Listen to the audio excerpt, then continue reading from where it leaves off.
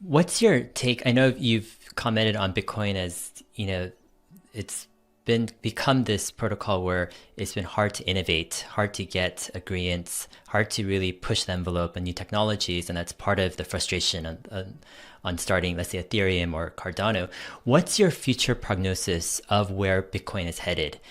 Are you super optimistic that Bitcoin just remains the preeminent kind of store of value in the crypto world, or do you have any kind of skepticism or doubt, let's say 10 or 20 years down the road? Bitcoin is only valuable because it's valuable. It has no technological advantage. It's actually the least advanced of all the cryptocurrencies and least feature risk. There's no reason for it other than the fact that it exists.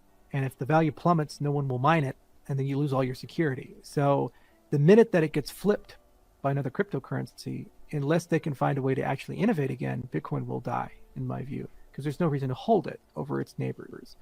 This is one of the reasons why we work so hard with Cardano in particular at trying to build a proper governance system, because you don't want a situation every time you want to do an innovation, you end up with a Cardano Classic or Cardano Cash or these types of things.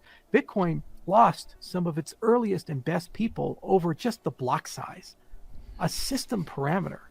It just tells you if you can't even agree on something so trivial as a block size, then how do you get post-quantum crypto when quantum computers come? How do you get smart contracts? How do you get new ways of structuring the network stack? How do you move from a replicated model to a decentralized model? How do you throw data away?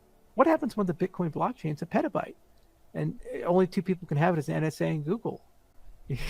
So what do you do with that?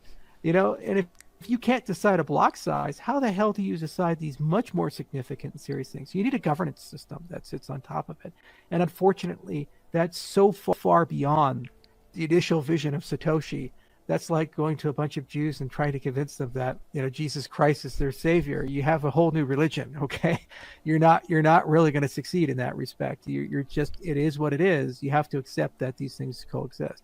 So what usually happens is that when the evolutionary and competitive dynamics of the system are counterproductive to growth beyond a certain point, the system will stall, and then 1,000 flowers will bloom. The vast majority of them will wilt, but some of them will become a mighty oak, and they will replace the old system, and it will assume all the absorb all the goodness of that system, but not carry the bad characteristics of it. Mm-hmm. So you'll still have the blockchain component. You'll still have it be able to settle transactions the way Bitcoin does. The email for money thing will be there, but then you'll have smart contracts and governance and interoperability and much faster capabilities, and the ability to be global scale and work really well on a cell phone and have privacy and all these additional features and functionality. And if that doesn't happen, one of the other 1,000 flowers will have that, and then eventually they'll meet in the middle and kind of merge together and get to the next system and so forth. It's a very Darwinian system in that respect, and that's a great thing for everybody.